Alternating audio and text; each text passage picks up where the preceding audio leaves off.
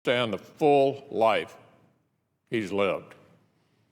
Here's a man who's known great joy, who's been read his last rites, and who's never lost himself along the way.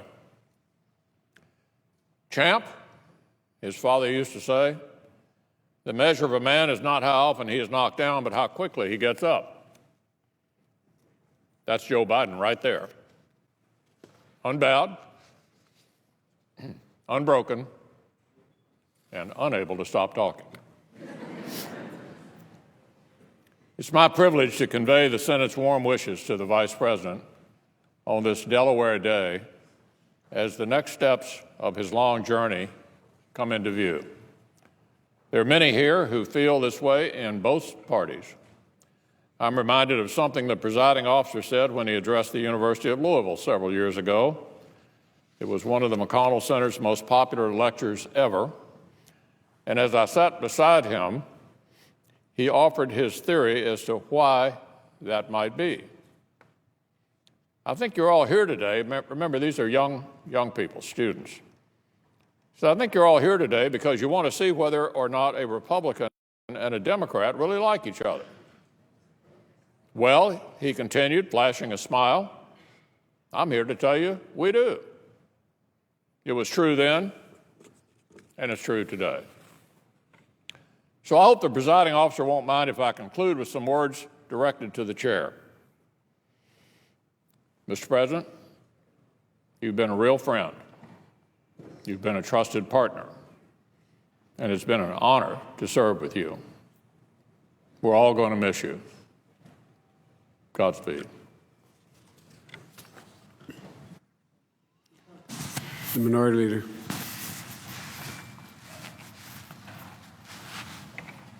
To everyone listening, Joe Biden's life has been the material of which movies are made. Joe was born in Scranton, Pennsylvania, to Joe and Jean Biden. He was the first of 4 children.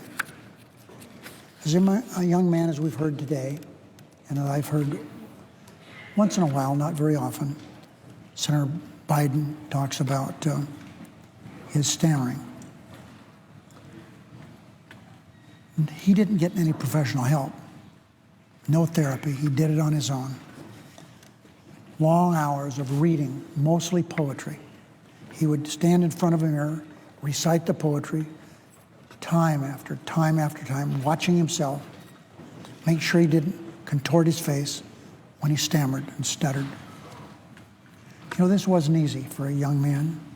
People had made fun of him, but he knew he could do it on his own. He felt that, and he did it.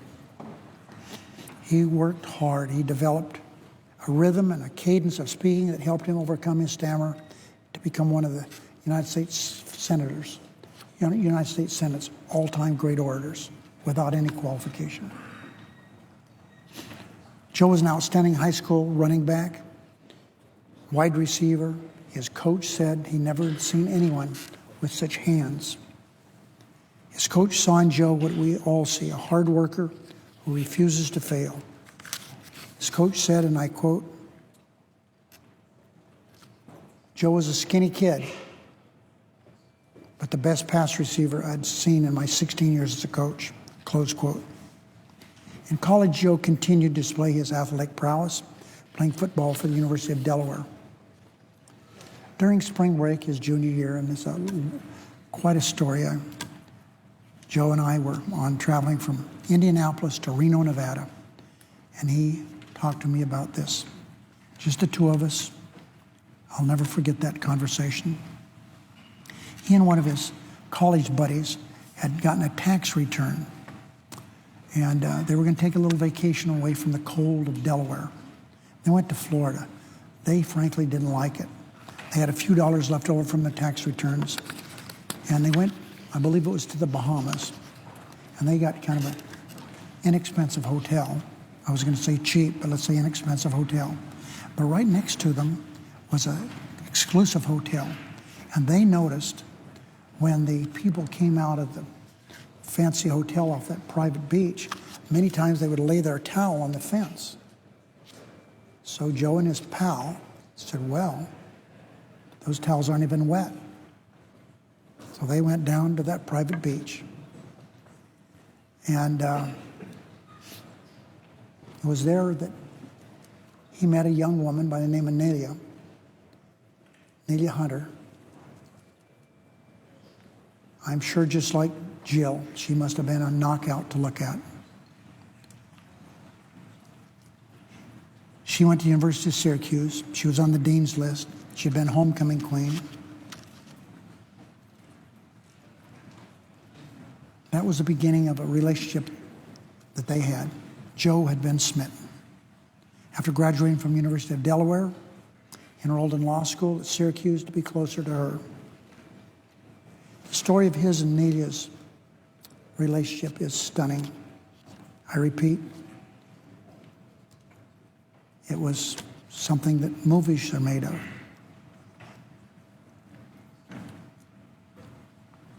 Without being too personal, but I'll just say it the way it is because it's a wonderful story and I can identify with it so well because of Landra and me. Landra and I should say. There came a time when her father came to her and said, you know, he's not that much. He's comes from a family that is not like ours. And she said, Dad, stop. Because if you make me choose between you and Joe, I'm going to choose Joe. So that was that relationship. As I repeat, Landra and I understand that story quite well.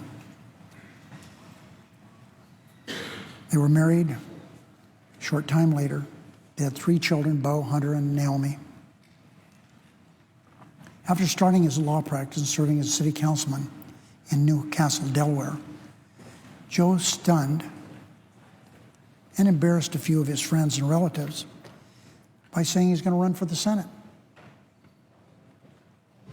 You run for the Senate against a 2-term incumbent, Caleb Boggs? I think I can do it.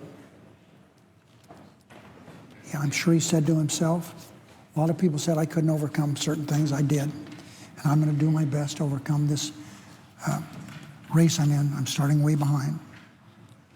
Joe and his family went at this as hard as they could, canvassed the entire state, and they pulled off an incredible upset. Joe Biden was elected to the United States Senate.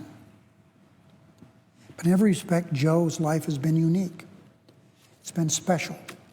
His election to the Senate was no different. The great Constitution that leads this nation stipulates that a person must be 30 years old to be elected to the Senate. Joe was 29 on Election Day.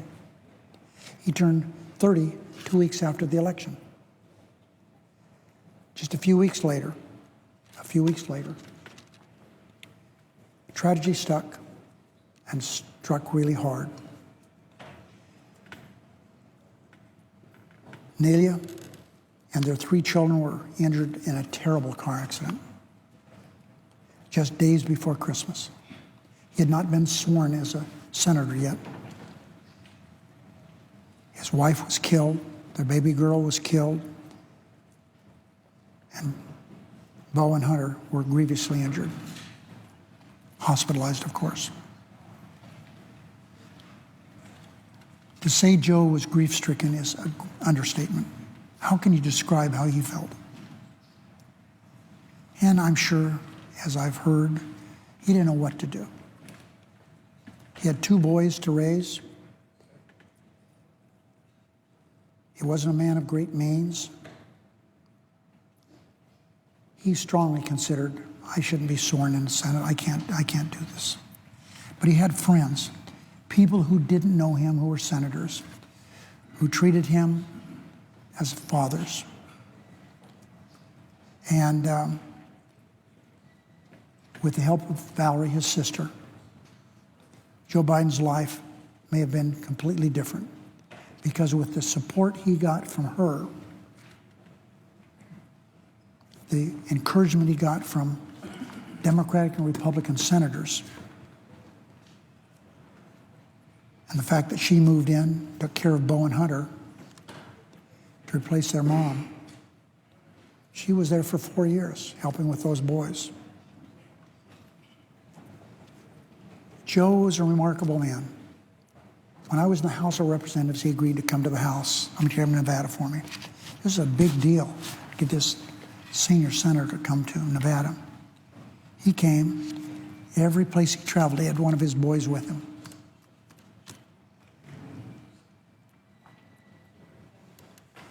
With his sister's support and other members of his family, Joe embarked upon a long and storied 36-year career that was productive and unsurpassed in the history of the Senate.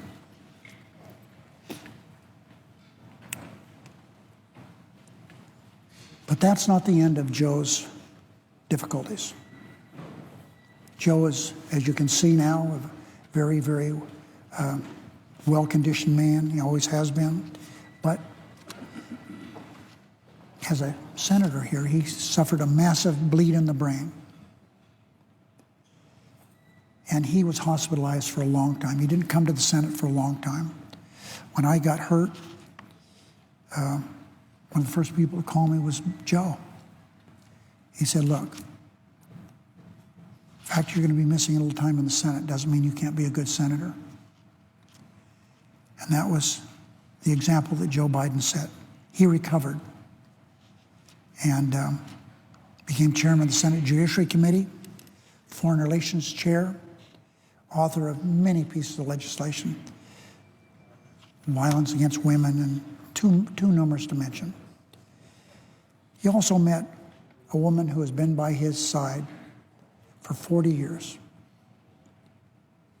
A love story, unsurpassed. Jill Biden, an incredible, incredible love story. Joe says it was love at first sight. His boys was the same with them. Joe remembers the day that Bo and Hunter came to him with a recommendation. Daddy, we're talking, and we think we should marry Jill. Not he should marry Jill, we should marry Jill. Direct quote.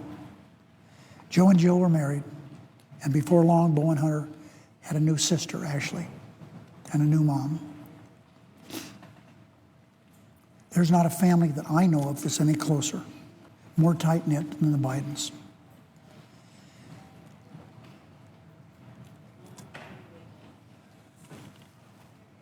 Joe Biden loves his family above all else. He's a good senator, terrific vice president, but he's a family man.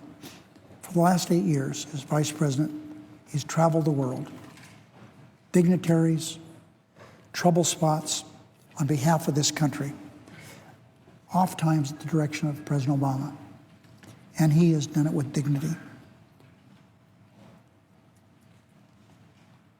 More than 1 million miles.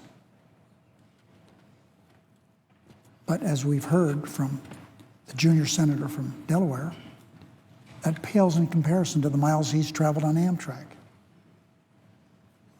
More than 2 million miles on Amtrak.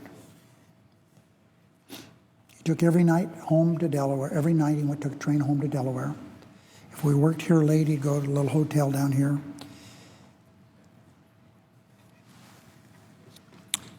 He would have gone more than 2 million miles if it had been necessary to take care of his boys and to be with Jill. Vice President Biden's time serving as President Obama's side has been historic. He's been the president's rock, his confidence, and his friend. I've been told that. Not by Joe Biden, but by the president. Joe's had a stellar career as vice president of our great country. He's used his skills, his experience to help shape American diplomacy. Vice President Biden is helping lead the quest for a cure for cancer. His Moonshot Initiative is the most ambitious plan ever to accelerate cancer research. And I say through the chair to my friend, Lamar Alexander, this would not have happened but for the good man from Tennessee.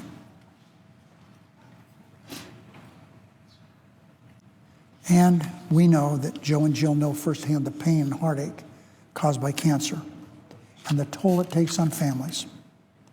Tragically, just last year, Bo, somebody I knew well,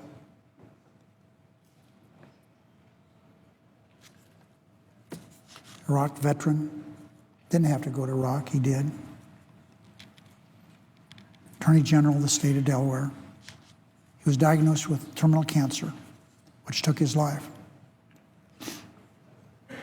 Bo was a light to everyone who knew him, but especially his family.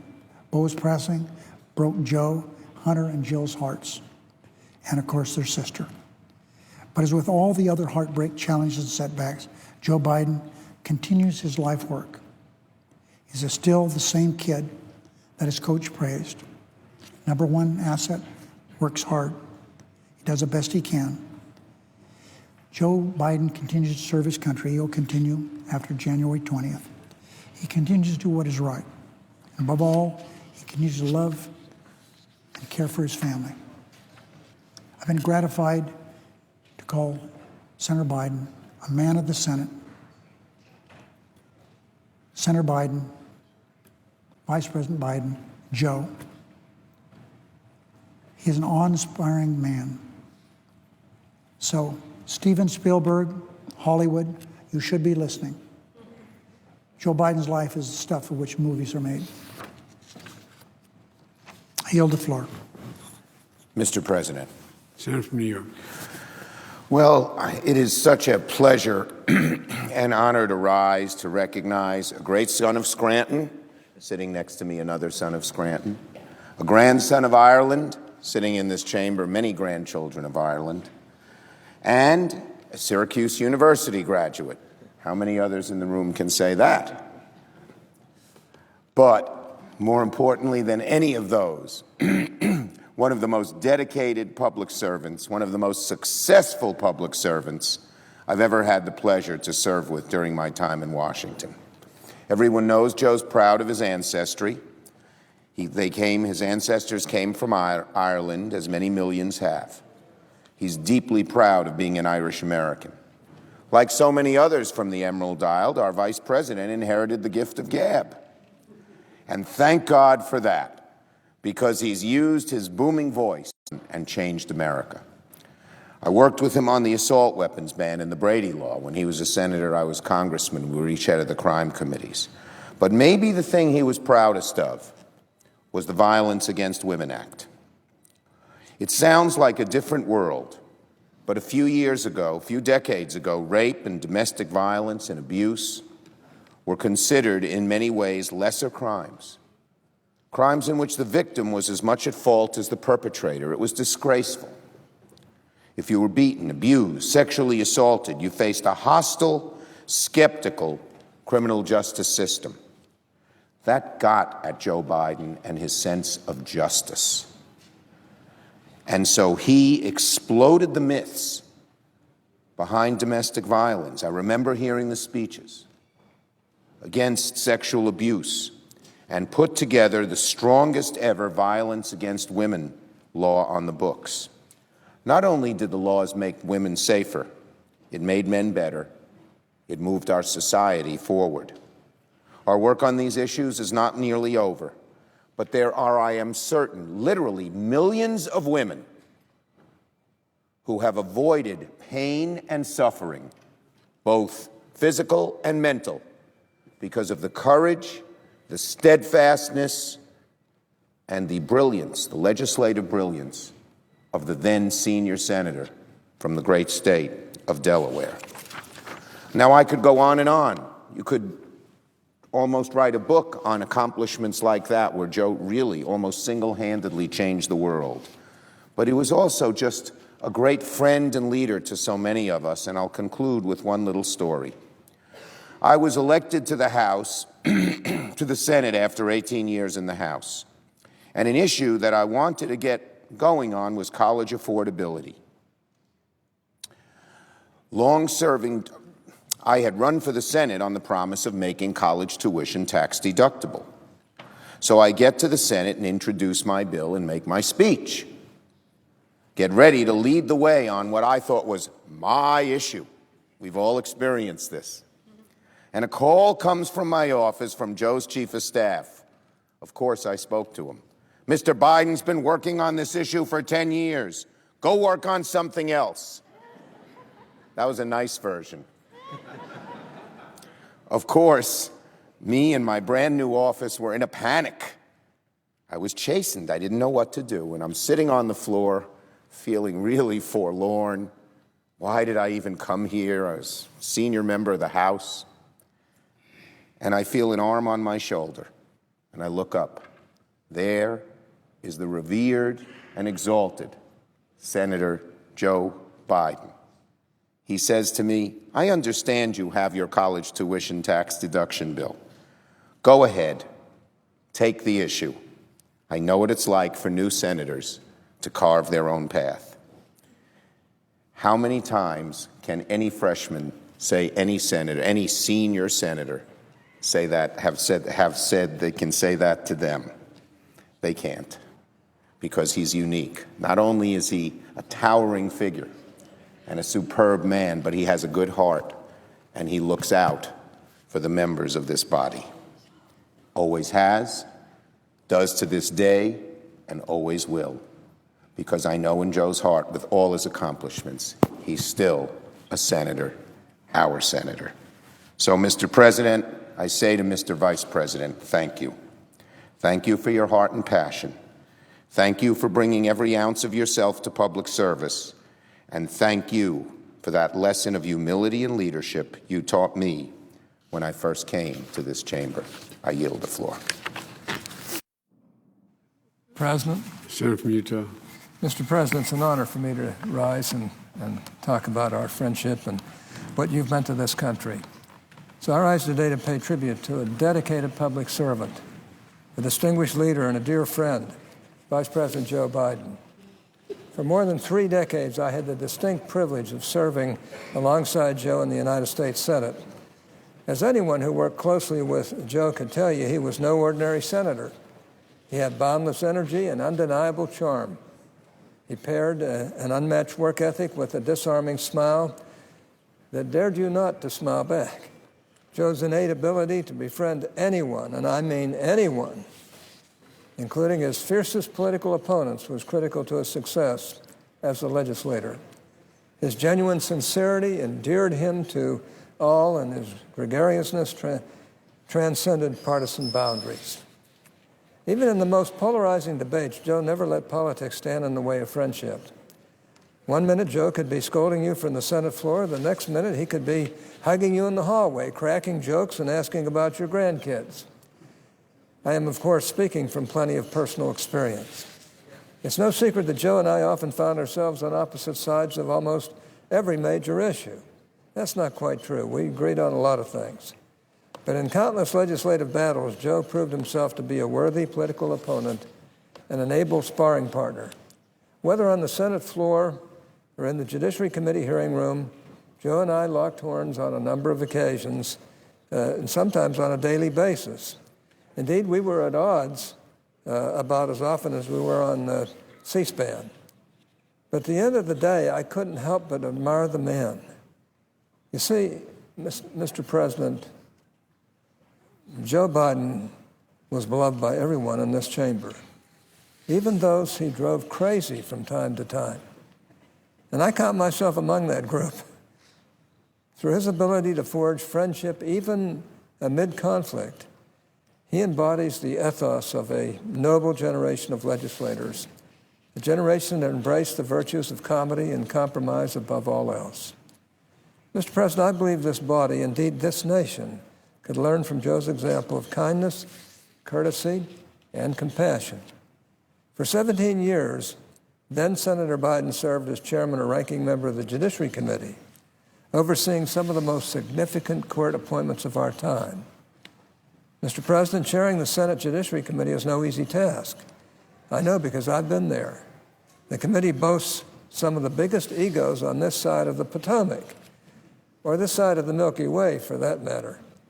It takes a certain kind of political genius to navigate the assertive personalities and lofty ambitions of its members, but Joe was more than up to the task. As both chairman and ranking member, he was tough and tenacious, but also decent and fair. And through his trademark work ethic, he won the respect of every member of that committee. Joe also served admirably as the chairman and ranking member of the Foreign Relations Committee, In this capacity, he played an indispensable role in shaping American foreign policy. When President Obama tapped Joe to be his vice president, the Senate lost a seasoned statesman, but our nation gained a wise and capable leader with unparalleled experience in public affairs. Joe was the administration's bridge to Congress, often serving as an intermediary between the president and legislators. On more than one occasion, his close relationships with lawmakers and his deft negotiating skills helped our nation overcome some of its greatest obstacles. He was the president's trusted emissary and an invaluable asset in helping Congress resolve the fiscal cliff dilemma in late 2012, something I wasn't sure we could resolve. He was also a brilliant ambassador for our country, leveraging his foreign policy expertise in meetings with leaders across the world. Mr. President, I am deeply grateful for my friend Joe Biden. I've long admired his devotion to his family as well as his grace amid suffering, and he did suffer, and I know it. I was here. Having experienced tremendous loss in his family life, he draws from a rich reservoir of empathy to connect with everyday Americans. Ask anyone. Vice President Biden has served. When you speak, Joe listens. He loves and he cares. He is perhaps the only, well, let me put it this way, he's perhaps the most personal public figure in American politics today. Mr. President, in the nearly 8 years he has served as Vice President, Joe Biden has become a fixture of American public life. Today, I wish to join my colleagues in thanking Vice President Joe Biden for his dedication to the American people. And although his tenure as Vice President is drawing to a close, I am confident that his service to our nation will only continue. This is said by a Republican who loves Joe Biden, who believes that he's one of the truly great people who served here in this body.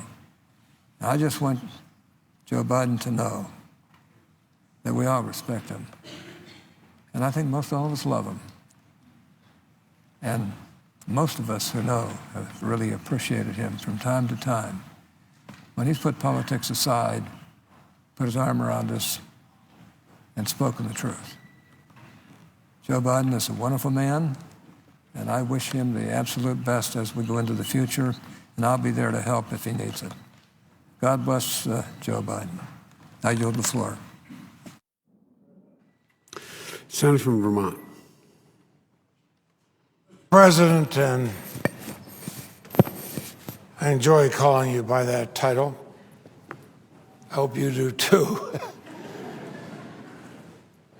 Because you know that you could easily fill that title as President of this body or President of the United States. You've shown your qualification for either one. But let me speak in your role as President of the Senate. That makes you a member of this body, a body that can be, and on some occasions has been, the conscience of the nation. You have served longer in this body than any other member here.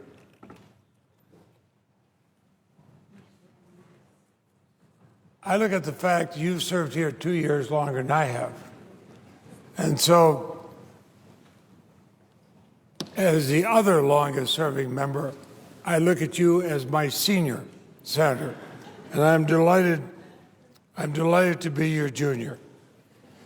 And I think back to some of the things we did together. Mr. President, I remember when I was running for the Senate in Vermont in 1974, and people told me I was far too young to get elected to the Senate at 34 years old. My predecessor was somebody who'd been elected the year I was born and had served there till I arrived. And you came for the Vermont Democratic Party. You put your arm around me and you said, you know, it'd be nice to have an older person in that body I could look up to. I believe you were 32 and I was 34. But that helped, of course. But little did I know until I came here how closely we would work together. We served on the Judiciary Committee throughout that time. We worked on such duties as Supreme Court nominations, civil rights, criminal justice system. And then when you were chairman of the Foreign Relations Committee and bringing to the rest of the world American values, which happen to be Joe Biden values, how much I enjoyed traveling with you. And I think of the time, Mr. President, when you and I and our wives, Jill and Marcel, traveled together. We've been good friends throughout all that time. I'll take the liberty of telling one story. When the four of us were in Paris, we'd gone out to dinner. It's a cold winter night. We're coming back, and I think Marcel mentioned that the Eiffel Tower lights up on the hour. And you and Jill stood on a bench, and you were hugging each other. The Eiffel Tower lit up behind you. I snapped a picture. Now, we had a close friendship. We never lied to each other, but that was one time I lied to you because you asked me where was the picture, and I said, I think I've lost it. I apologize. What our wives were doing were conspiring to print up that picture, and I know your wonderful wife gave it to you for a wedding anniversary present with words to the effect that you light up her life. Well, you've lit up many, many lives. I think of our Irish bond of friendship, stories I can't tell, some of those closed-door sessions with other Irish Americans like Pat Moynihan and Chris Dodd and Ted Kennedy, when we would have some holy water together. Somehow it came from Ireland. It was usually at least 12 years old. And we would tell Irish stories. And after 42 years here, I know the rules well enough. I can't repeat any of those stories here. But they were good ones because it was our friendship, and we worked together. We learned in that we'd bring in others from both parties. And Mr. President, I remember you and the others showing all of us how you found common ground. And we did things together. And I respect you so much for that. I must admit I learned something else on the Judiciary Committee. I learned the Amtrak schedule. Because if we had a meeting that was going on a little bit long, we were reminded what time the train was going to Delaware. I know you kept in good shape because you could run in 3 minutes to the station and get on the train, where you'd go home to Bo and Hunter, and later Jill and Ashley. Because even though you were a leader in the United States Senate, and later as vice president, you were first and foremost father and a husband. You and I and Marcel talked about that this summer when you came to Vermont for the Cancer Moonshot. And I told you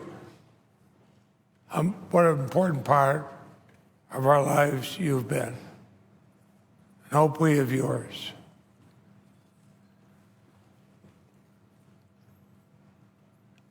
You've gone through tragedy and glory, but you've remained yourself throughout all of it.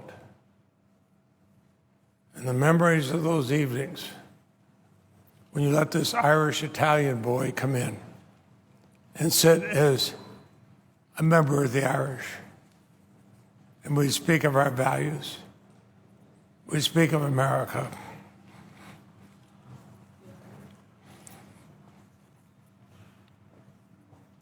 We speak of friendship. And that's why I admire you, Mr. President. I'm glad to be here on the floor with you. President, I yield the floor.